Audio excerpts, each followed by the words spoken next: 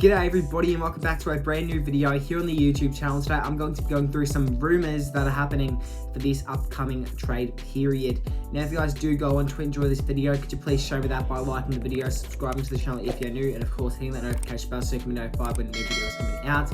Enough wasting your time, let's get straight into the trades. The first trade I've got for you is Dylan Shiel making a move to St Kilda. His contract is coming close to expiring, meaning that if the Bombers don't plan on signing him on for another year, there definitely will be some other clubs in store for him in the future. The rumour is St Kilda, obviously. Not really too many reasons on why, but that is the rumour.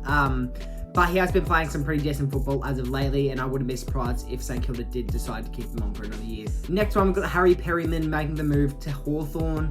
Perryman is currently playing some good football over at the GWS Giants, averaging 18 disposals a game. He is also becoming a free agent at the very end of this season, meaning that there are going to be many clubs interested in picking him up, but the main one interested in him at the moment is the Hawthorn Hawks. In fact, he was given the opportunity for a 5-year deal where they would pay him $800,000 for every season. We've also got Clayton Oliver making the trade over to Adelaide. Obviously, Clayton Oliver is no stranger to the AFL world, but is currently trying to find his spot over in the Melbourne Demons, which he hasn't had the greatest season as of lately, and quite frankly, the last few seasons have been quite poor from Mr. Oliver. He also isn't receiving too much game time, meaning that he does want to move over to another club where he can stand out a lot more among the bunch, and also get a lot more game time, which the Crows would be more than happy to take him. This next trade, it's a bit of a stretch, but it's been rumoured as of lately, which is Christian Petrarca moving over to Collingwood. Obviously, Petrarca is one of the best players to ever wear the blue and red, but rumour has it that he's wanting to move to a different club next year, as he's not being treated too good over at the Melbourne Demons. Craig McRae also claims that he would love to have Christian Petrarca play for him, and he thinks that he'd look pretty good in the black and white. But as his contract doesn't expire until the year 2029, I just don't see Melbourne letting him go this year.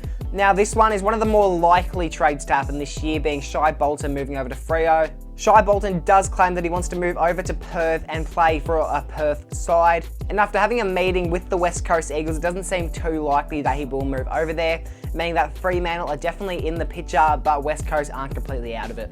Next one is Tom Barrass leaving the West Coast Eagles to go play for the Hawthorn Hawks. This is also a player that does want to live in a different state, and as he is wanting to move over to Victoria, there is definitely many sides that are interested in him. Bulldogs, Hawthorn and Collingwood are all in the race to pick up Barrass in 2025, but after having a meeting with Sam Mitchell, I think he's most likely going to move to the Hawks next year. This next player is someone that's been in the talk for a little while now, being Bailey Smith making the move over to Geelong.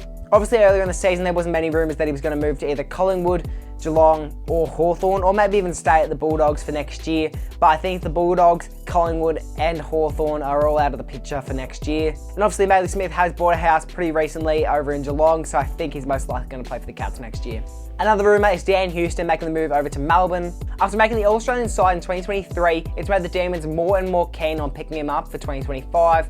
But they're just going to have to hope that Port Adelaide are open to trading him off, as he is contracted to play for them until the year 2027. But as Houston is one of Port Adelaide's best players and Melbourne don't have too much to trade for, I don't find this one very likely. Another one that's a bit of a stretch for Collingwood being Mark Kane. Kane is currently playing a backman role for the Adelaide Crows and is currently playing some decent footy for them. Kane is rumoured that he wants to return back to a Victorian side as soon as possible, and as he did used to play for the Pies, they are definitely more and more keen on picking up Kane. In 2025, GWS are also keen on picking up Elliot Himberg. As Himberg has been rumoured to leave the Crows for a fair bit now, it could also be great marketing for the GWS Giants, as they do have his brother who also plays for them.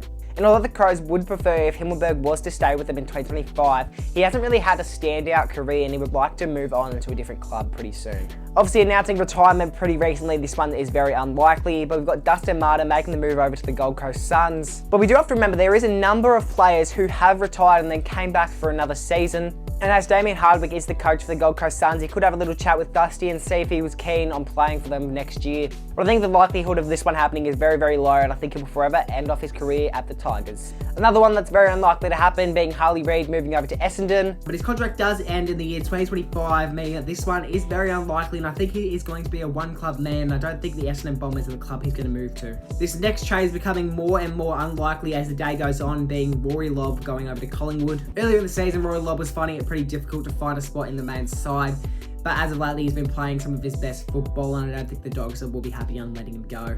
Coming into our final three, we've got Jake Waterman moving over to Geelong. Waterman is currently one of the best bowlers in the competition, with him sitting up 4th on the ladder in the Coleman leaderboard.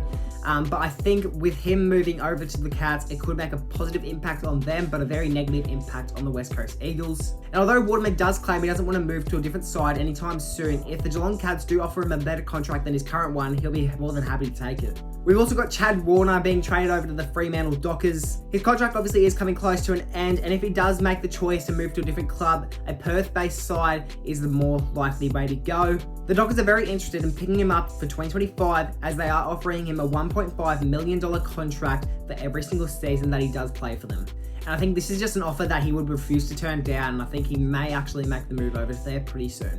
And the final trade of the video, we got Caleb Daniels moving over to the Adelaide Crows. This is a player who is occasionally finding it hard to find a spot in the main side, with him playing 13 out of the possible 23 games this season.